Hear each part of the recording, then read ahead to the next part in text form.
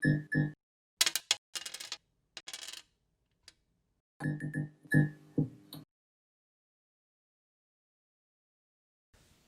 everyone, as you can see, this is kind of going to be a different video than some of our other review videos. I'm just by myself. I actually wanted to do this video kind of for two reasons. One, I just received a Kickstarter that I backed over a year ago, and it just finally got delivered yesterday, and you should have seen my face. I was so excited. It was pretty funny. And I knew I immediately had to do a quick review video, and I think once I get the guys to the table with this game, we'll do maybe a more in-depth review on it. But I also wanted to kind of give you guys a explanation of where I got Specular board games from. Several years back, I started a rendering and visualization company with some friends of mine. And actually, our logo was very similar to the one for Specular board games. But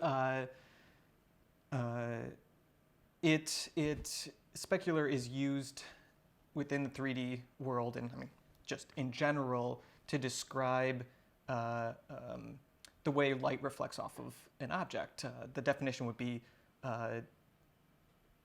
acting like a mirror, having the properties of a mirror. So I think that actually is a pretty good term for how we try to express ourselves and show within our videos, kind of reflecting our love and passion and addiction for board games. So hopefully that's kind of coming across, but that's kind of where that comes from. But more onto the game here, this that I got, Super Fantasy Brawl.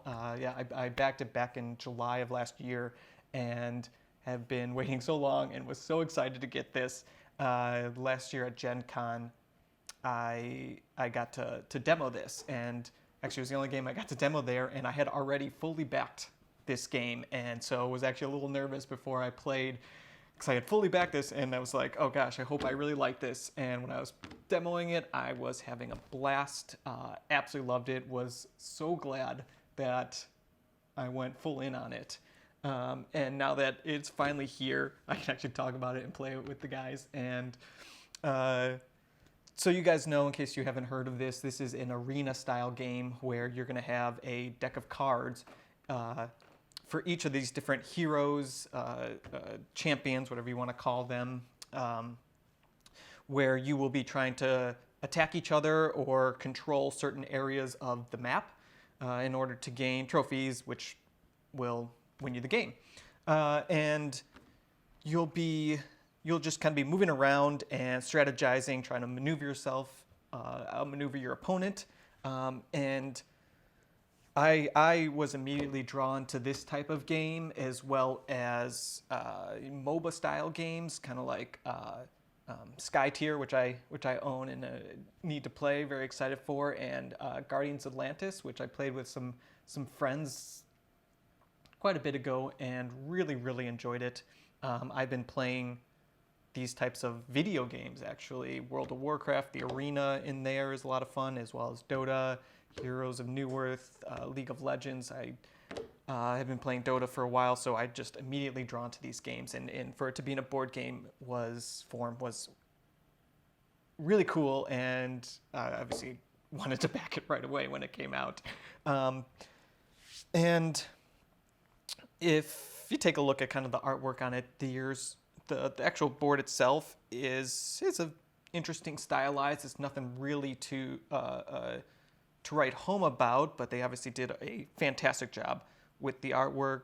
Obviously, it's nothing really special or super artistic in a way that you go, whoa. But I think what really draws you to it is these the champion minis that this game comes with. Oh my gosh, they are amazing. The design and 3D modeling that went behind this is superb. The designers did such a good job, and this is really what gives it its table presence.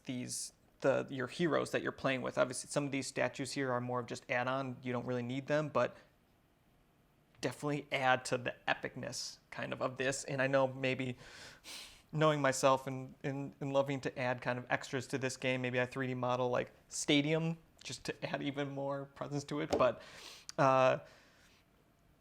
these models, yeah, I cannot wait to actually get to painting them to make it just an even more crazy table presence. And these models are not your typical D&D 32 millimeter size ones. They're pretty big. They have a good size, which is really important because some of these like smaller features, the tails of some of them, the wings, the weapons could easily break off. I see if you're playing it a lot or putting it back in the box.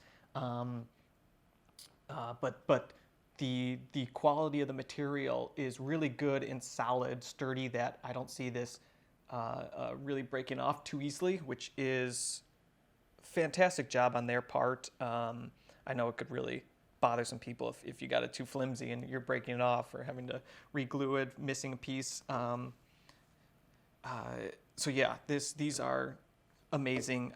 If you like this arena style game, this one is absolutely one to play. And from what I remember, the designers saying is they're going to be trying to put out some of these smaller packs with new heroes, champions, so that you can kind of keep building up and exploring the different combinations of teams that you can play. And I believe they're working on creating competitions for it. So maybe I'll try one of those one time. Who knows?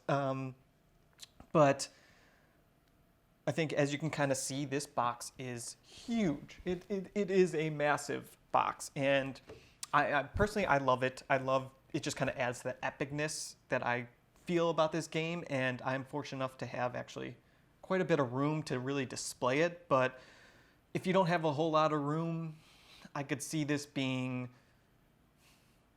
a little disappointing because it is so massive. When what makes this box so big then is just the game trays that all the minis fit into, and really that's why this is so big. I mean, all it is a board and these minis, some extra smaller pieces, but it does feel like they could have reduced it down a bit. I mean, Sky Tier has a whole lot of minis. They're smaller, but they have a whole lot of minis packed a lot closer together.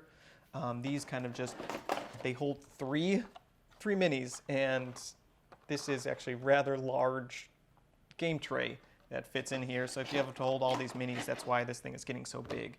And yeah, I could easily see people might having an issue with that. And as far as the rulebook go, it's actually a fairly compact rulebook, and I haven't gone through all of it, but it looks like they did a really good job of streamlining it and keeping it pretty simple to learn. They have a lot of good graphics, and they show all the iconography pretty large so you can see it. There's not a whole lot of iconography to really make it overwhelming. It's definitely an approachable game. I taught this to a friend where we played online, and she caught on really quickly and actually beat me. It's not too intimidating for anyone to get into. Yeah, I just wanted to give this brief review video, and maybe we'll do a longer one as the guys play this. But thank you for joining me. Until next time, I'm Ryan with Specular Board Games. Thanks, guys.